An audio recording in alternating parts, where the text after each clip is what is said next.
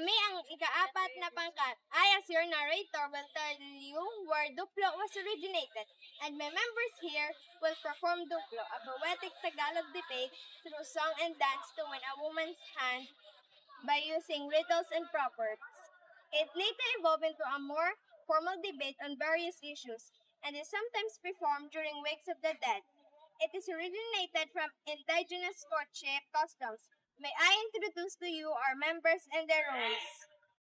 Si Alexander Esmiharda bilang hari. F. Malala bilang unang bilyaka. Si Alexandria Gleo bilang ikalawang bilyaka. And Princess Heart Nobleta as the unang bilyako. Bernard Zuriel Sidigo as the ikalawang bilyako. Last but not the least, me, Rafaela Tribunal, as your tagapagsalita.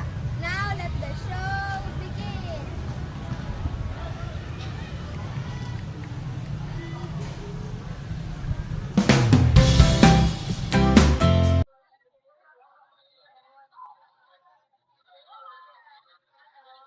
Simulan ang laro. Bumilang na kayong lahat.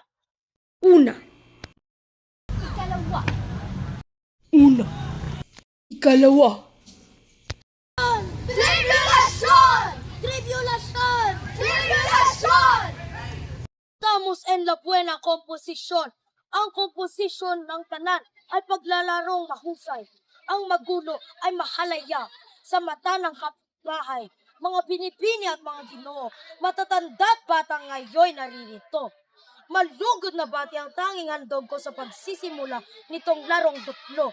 Dabating patula, tulang mahaba, kung baoy may kahinaan, dito'y di uubra. Pagkat ito'y kagisa ng talino, sa matuwid ay hasa. Sino nga ba sinasabing mas hemyo, mga kababayan o mga kalalakihan? Babae kung ang ko'y tatanugin, pag-aaral nararapat at upangin. Sapagkat nagulang aming iniisip at sa ibang bagay ay di palahukin. At mga kalalakihan, anong iyong tugon sa sinabi ng mga kababaihan? Ako'y isang lalaki matitikas. Ang tinding pag-aaral din siyang aking hili. Inisip ko'y magulang at kapatid. Ang panig ko'y sanay iyong mabatid. Tuloy kayo upang ating umpisahan ang talino sa larangan ng kapatiran. Panig ng babae, ating pakikinggan sa lubungin ng masiglang palakpakan.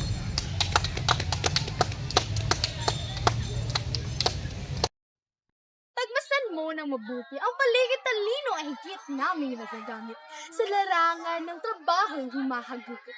Kung kaya't kami ay mas nakahihigit. Tignan mo itong mga kalalakihan. Nasaan sila? Naroon sa tampay. Tila ba ay nagpipilang sa sakyan? Di iisip ng kanilang kalagayan. Karamihan sa aming mga babae ay mga guro na siyang nagsisilbi.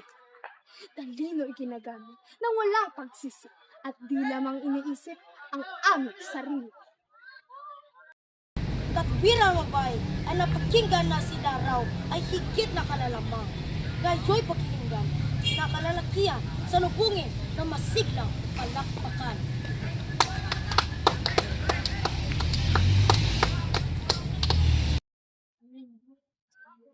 Mga nga ay karamihan sa amin ay di ganong katas ng admisyon.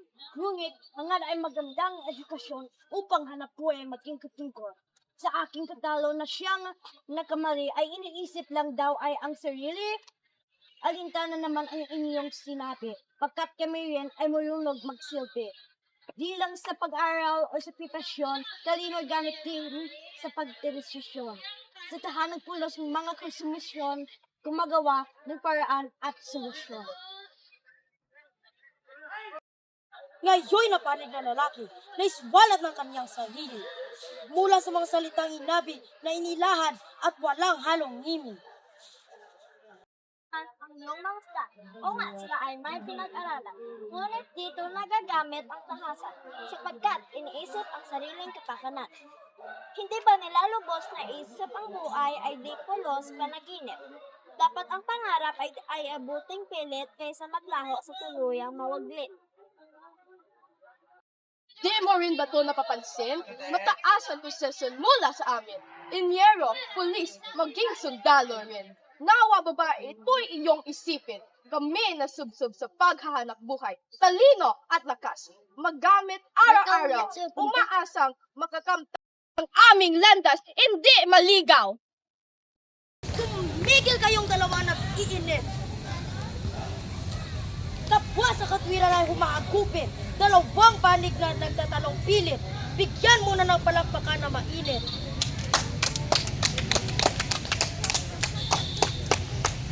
Mga kababayan, ang nagwagi. Aking mga mamayan, isa pa nga masigabong palakpakan.